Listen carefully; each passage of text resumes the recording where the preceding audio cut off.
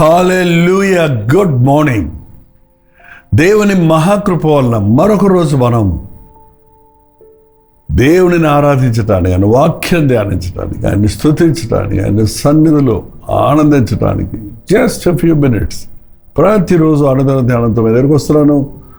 ఎంత త్వరితముగా ఈ నూతన సంవత్సరంలో 2వ నెల చివరి రోజుకు వచ్చేసాం కదా.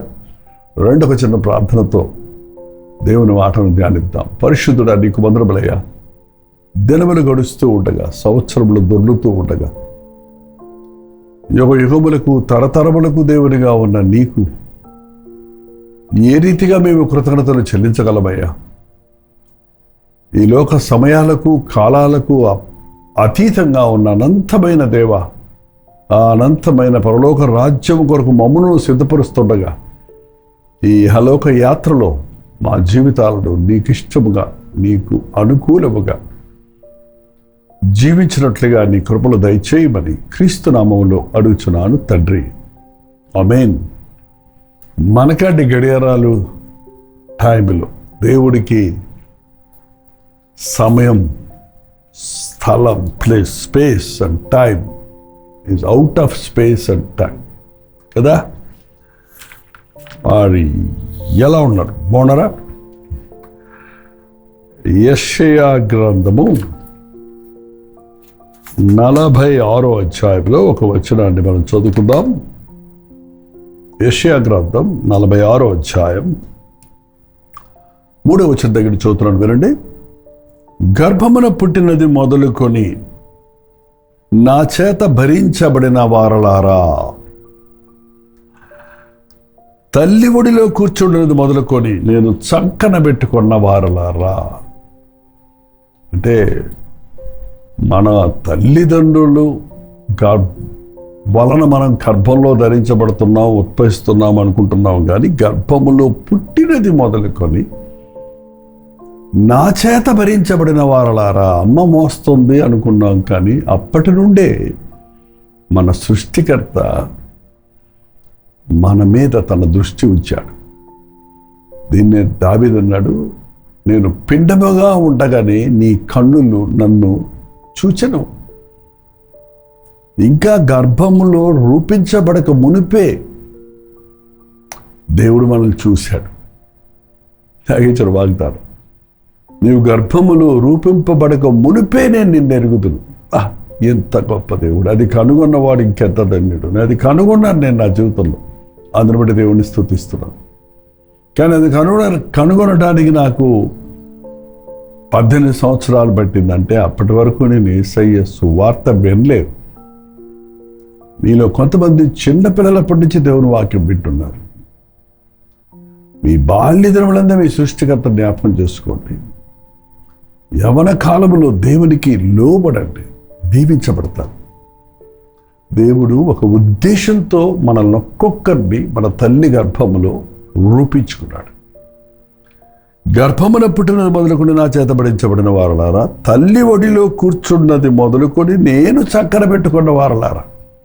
అమ్మెత్తుకుంది, నాన్నెత్తుకుంది అంటామే కానీ వాళ్ళు ఎత్తుకున్నప్పటికీ మనల్ని పడకుండా కాపాడిన వాడు, మనల్ని మన మీద దృష్టి ఉంచిన వాడు మన సృష్టికర్త. హల్లెలూయా. ఎంతమంది మీరు దేవుని ప్రేమను, మీ పట్ల దేవుని ప్రణాళికలను, మీరు దేవుని ఎరుకలో ఉన్న విషయాన్ని ఎరిగారు? మనం ఈ లోకంలోనికి రాకముందే, మన తల్లిదండ్రులు మనల్ని చూడకముందే మనల్ని చూచిన ప్రభువు ఉన్నాడని నమ్ముతున్నారు. ఆయన ఒక ఉద్దేశంతో మనల్ని లోకంలో జన్మింపజేస్తున్నాడు. తల్లి గర్భంలో నుండి బయటపడిన తర్వాత కూడా, తల్లి ఒడిలో కూర్చున్నప్పుడు, పసిబిడ్డగా పాలు తాగుతున్నప్పుడు కూడా ఆయన కనుదృష్టి మన మీద ఉంది. మనం ఎదుగుతుండగా వయసులో, తెలివిలో, జ్ఞానములో, దేవుని దయలో, మనుషుల దయలో వర్ధిల్లినట్లుగా మన బిడ్డలు చూడండి, మన కళ్ళ ముందే చూస్తున్నాం. మన బిడ్డలు అలా ఎదుగుతున్నారు. దినదినము వారిలో ఎదుగుదల కనపడుతుంది. మనం ఒక వయసు వచ్చేటప్పటికి మనం హైట్ పెరగకపోవచ్చు, వెయిట్ పెరిగిపోతుంది ఈ రోజుల్లో. కానీ ఆ అనుభవం పెరుగుతుందా? క్రీస్తు మీద ప్రేమ పెరుగుతుందా, ప్రభు ప్రణాళికలు ఎరుగుతున్నామా అన్నది చాలా ప్రాముఖ్యమైనది. గర్భమున పుట్టినది మొదలుకొని నా చేత భరించబడిన వారులారా, తల్లి ఒడిలో కూర్చోవడం మొదలుకొని నేను సంకన పెట్టుకున్న వారులారా, నా మాట వినండి. ముదిమి వచ్చు వరకు నిన్ను ఎత్తుకొని వాడను నేనే. హల్లెలూయా. చిన్నపిల్లల్ని ఎత్తుకుంటారు కానీ పెద్దోళ్ళు, మనం తల్లిదండ్రులు పెద్దోళ్ళు ఎత్తుకుంటారా? కానీ నీకు ముదిమి వయసు, నువ్వు మొసలోడు అయ్యే వరకు, తల వెంట్రుకలు నెరయ వరకు నిన్ను ఎత్తుకొని వాడను నేనే. హల్లెలూయా. నా జీవితంలో నేను ఎప్పుడు ప్రభువుని స్తుతిస్తున్నానండి. ఈ రోజుకి 74 సంవత్సరాలు ముగించి 75 సంవత్సరంలో ప్రవేశిస్తున్నా. అసలు వెనక్కి తిరిగి చూసుకుంటే ఎలా ప్రభు నన్ను ఎత్తుకున్నాడు, ఎలా భరించాడు, ఎలా దీవించాడు, ఎలా ఆశీర్వదించాడు, ఎలా ఆయన కృపనిచ్చాడు. 55 సంవత్సరాల నుంచి దేవుని సేవకు పిలుపుకు లోబడ్డాను. ఇప్పుడు 75లో ప్రవేశిస్తున్నా. ఆ 20 సంవత్సరాలు, ఇంచుమించు 20 సంవత్సరాలు, 18వ సంవత్సరంలో సువార్త విన్నాను, 19వ సంవత్సరంలో రక్షించబడి విదిన్ 3 months 1980 తర్వాత 1952 సంవత్సరంలో పుట్టానండి. ఫిబ్రవరి 29. యాక్చువల్గా ఈ సంవత్సరం క్యాలెండర్లో నా బర్త్డే కనబడలేదు, కానీ ఒక సంవత్సరం గతించి కాబట్టి దేవుడు స్తుతించాలి కాబట్టి ఇది last day of this month కాబట్టి ఈరోజు జ్ఞాపకం చేసుకుంటున్నాను నా దేవుడిని స్తుతించడానికి. ఐఎమ్ నాట్ సెలబ్రేటింగ్, ఏదో పెద్ద అటాసం చేయటం లేదు. I just thank God. ఎంత గొప్ప దేవుడు అండి. అసలు ముదిమి వయసు వచ్చే వరకు ఎత్తుకుని వాడను నేనే అంటే, నేను ముసలోడిని అయిపోయినా కూడా నన్ను దేవుడు భరిస్తున్నాడే. అసలు ముసలోడిని అంటే నాకే ఆశ్చర్యంగా ఉంది. నేను ఇంకా కుర్రోనే అనుకుంటున్నాను. అవును, యెహోవా కొరకు ఎదురు చూచువారు నూతన బలం పొందుదురు, వారు పక్షిరాజు వలె పైకి గురుదురు, అలయక పరిగెత్తెదరు, సొమ్మసెల్లక సాగిపోదురు. అక్షరాల దేవుని వాగ్దానాలు నా బ్రతుకులో నెరవేరటం నేను చూస్తున్నాను. After 40 many times I had so many health issues. కానీ దేవుడు ఎలా స్వస్థపరిచాడు, ఎలా నన్ను నిలబెట్టాడు ఈ రోజు వరకు. ఆయన కొరకు పరిగెత్తడానికి ఎలా కృప చూపిస్తున్నాడంటే, నేను కాదురా పరిగెత్తేది, నన్ను ఎత్తుకొని పరిగెత్తే ప్రభు వల్లనే నేను ఇది చేయగలుగుతున్నాను అని నేను గ్రహించుకొని దేవుణ్ణి స్తుతిస్తున్నాను.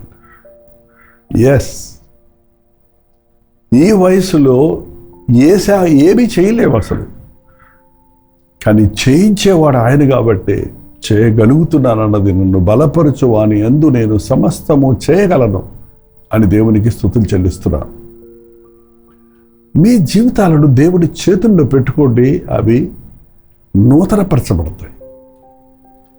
అవి తల్లి గర్భంలో ఉన్నప్పటి నుండి దేవుడు నీ కొరకు కలిగి ఉన్న ప్రణాళికలు నెరవేరుటకు సహాయపడతాయి. యవనస్తులారా, మిమ్మల్ని ప్రభు నామంలో బ్రతిమలాడుకుంటున్నాను. మీ యవ్వన జీవితాన్ని వృధాపరచుకోండి. నేను ఇప్పటికీ బాధపడతాను. నాకు ఇంకా కొంచెం ఒక 4-5 సంవత్సరాల క్రితమే సువార్త దొరుకుంటే, నా 14-15 ఏటే నేను ప్రభువుని ఎరుగుంటే ఇంకా బాగుండేది కదా. అప్పుడే సువార్త నాకు అందుంటే ఇంకెక్కువగా దేవుణ్ణి స్తుతించి ఉంది ఆయన సేవ చేయుదునని అనుకుంటుంటాను. మీకు అవకాశం ఉంది. దేవునికి సమర్పించుకోండి. నా అనుభవపూర్వకంగా చెబుతున్నాను, ఒక యవ్వనస్తుడు ఎక్కడైనా ఎప్పుడైనా సంతోషంగా ఉండాలంటే అది ప్రభువునందే. అది లేకపోతే నా యవ్వన కాలంలోనే ప్రభువుని నేను విడిచిపెట్టేసి ఉండేవాడిని. నా యవ్వన కాలంలో ప్రభు నాకు సహాయం చేశాడు. ఆయన కొరకు జీవించడానికి, ఆయన కొరకు పరిగెత్తడానికి. ఆయన దీవించిన 30 సంవత్సరాలప్పుడు, నాకు యుక్త వయసు వచ్చినప్పుడు, నా వివాహ విషయంలో దేవుని కృప, దేవుని చిత్తం నెరవేరింది.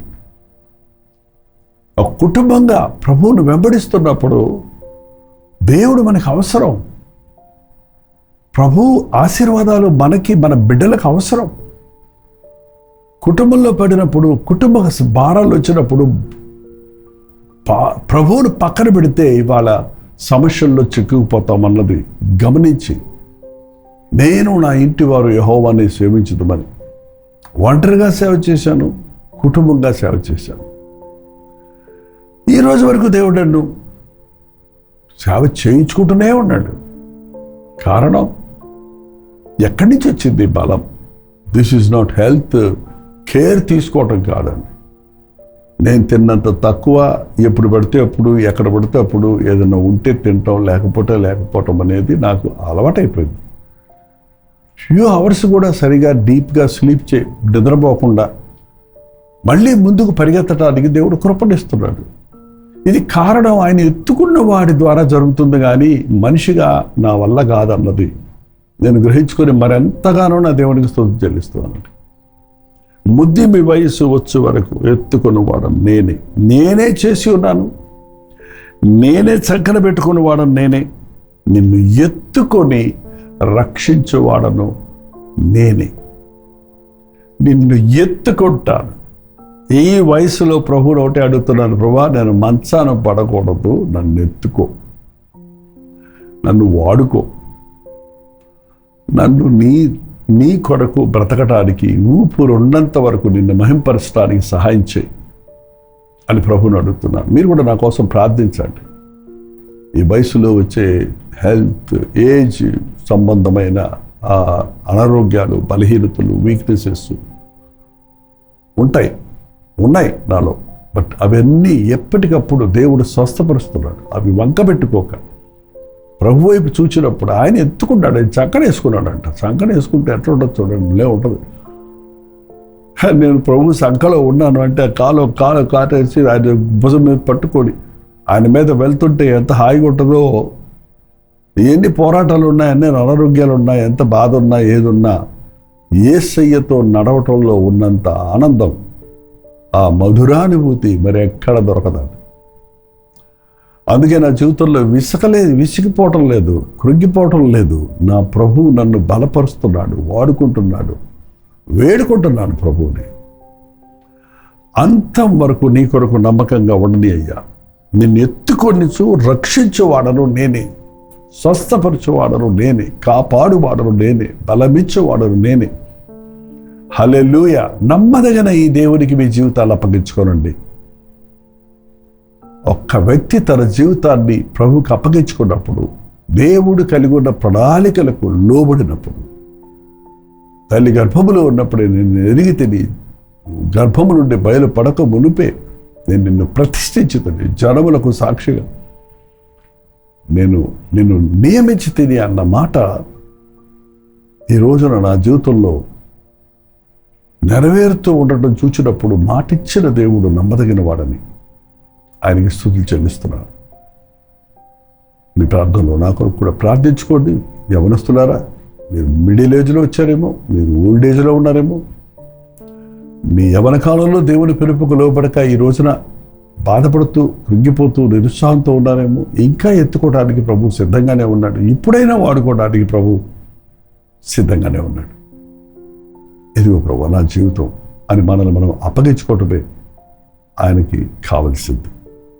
ప్రార్థన. పరిశుద్ధుడ, ప్రేమగల తండ్రి, నిజమేనయ్యా, చంక పెట్టుకునేవాడివి నీవి, ఎత్తుకునేవాడివి నీవి, రక్షించేవాడివి నీవే, కాపాడివాడివి నీవే.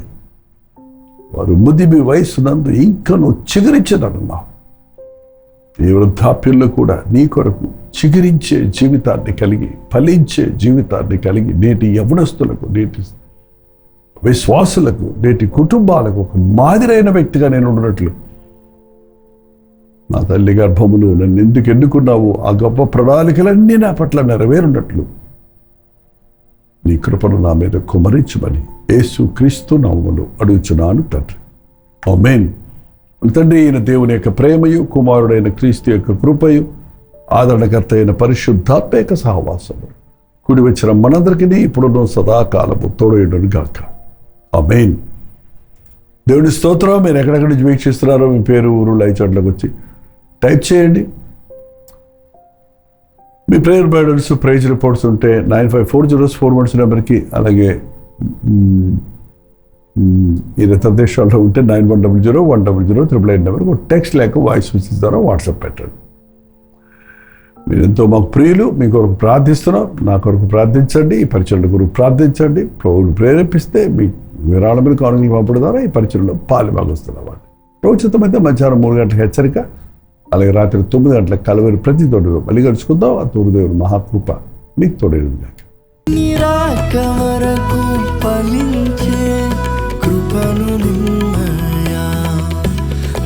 ఆత్మతో ప్రకటింతుని సువార్త సత్యమును, యేసే సత్య మార్గము, యేసులో నిత్య జీవము, నిత్యము నిరతము యేసుతో జీవింతుము. యేసే సత్య మార్గము, యేసులో నిత్య జీవము, నిత్యము నిరతము యేసుతో జీవింతుము.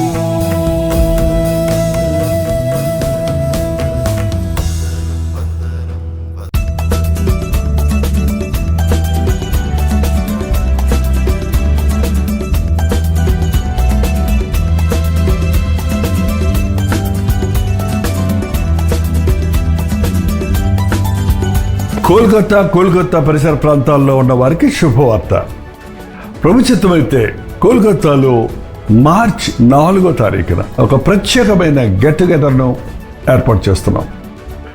తెలుగువారైన మీరందరూ వస్తారని, అదే సమయంలో బెంగాలీ భాషలో మన టీవీ ప్రోగ్రామ్స్ వీక్షిస్తున్న వారు, హిందీ వారు, తమిళ వారు, ఇతర భాషల వారు కూడా ఈ గెట్ టుగెదర్కు ఆహ్వానిస్తున్నాం. మీరందరూ రండి, మనందరం కలిసి దేవునిని ఆరాధిద్దాం, ఆయన వాక్యం ద్వారా ఆదరించబడదాం. మరి ముఖ్యంగా టెలివిజన్ కార్యక్రమాల ద్వారా వాక్యం వింటున్న మిమ్మల్ని ముఖాముఖిగా చూసి మీకోసం వ్యక్తిగతంగా ప్రార్థించాలని కోల్కతా వస్తున్నాను. రండి, పాల్గొనండి, దైవాశీర్వాదాలు పొందండి.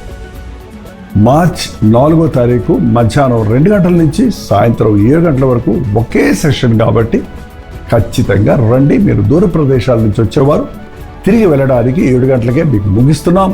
పెందలగడ రండి, 1 గంటకే రండి. దేవుని సన్నిధిలో ఆయన దీవెనలను అనుభవించండి.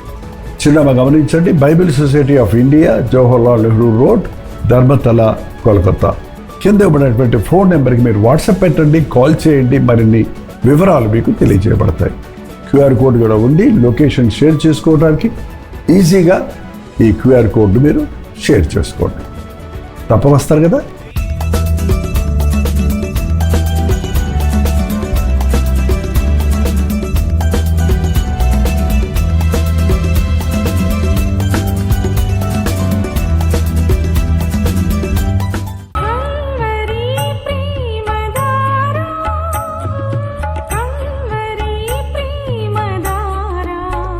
కల్వరి ప్రేమధార అనే మా ద్విమాస పత్రికను ఈ మధ్య త్రైమాస పత్రిక అంటే 3 నెలలకి ఒక్కసారి మాత్రమే ప్రింట్ చేయగలుగుతున్నాం. మరి గత 40 సంవత్సరాల పైబడి కొనసాగుతున్న ఈ పత్రికను ఆపు చేయటం ఇష్టం లేక దీన్ని త్రైమాస పత్రికగా మార్చున్నాం. మీరు కల్వరి ప్రేమధార పత్రికను చదువుతున్నారా? ఒక ఉచిత పత్రిక కావాలంటే ఇవ్వాలే మీ పేరు, చిరునామా, అడ్రస్తో పాటు ఇంటి నెంబర్తో పాటు క్లియర్గా పంపించండి. తప్పకుండా ఒక ఉచిత పత్రికను మీకు పంపిస్తాం.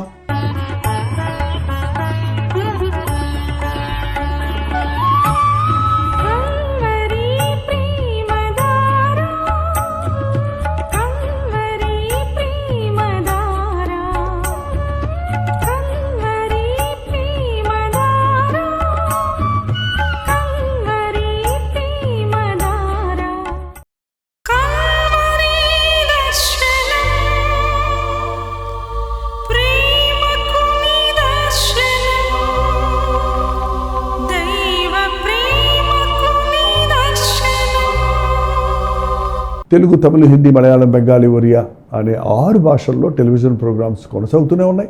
భారభరితమైన పరిచయంలో మీరు సహకరించాలని ఆశిస్తే, ప్రభు మిమ్మల్ని ప్రేరేపిస్తే మీ విరాళాలు, కానుకలు మనకి మీరు పంపించవచ్చు. అవి నేరుగా టీవీ ఛానల్స్కి వెళ్తాయి. అందులో ఏది మేము మా సొంత ఖర్చుల కొరకు ముట్టుకోవట్లేదు. వేరే పరిచర్య కొరకు పెట్టుకోవటం లేదు. టెలివిజన్ పరిచర్యలో ఇంకా సువార్త వినని వారికి అది అందించాలని ఆశతో ఒక 20 సంవత్సరాలుగా కొనసాగుతున్న ఈ పరిచర్యల కొరకు ప్రార్థించండి, మీ సహకారాన్ని అందించండి. ఈ విషయం మీకు ఇంకా వివరాలు కావాలంటే 89393939 అనే నెంబర్కి మార్నింగ్ 10 నుంచి ఈవినింగ్ 10 లోపల మీరు ఫోన్ చేయండి, వివరాలు మీకు తెలియజేస్తాను.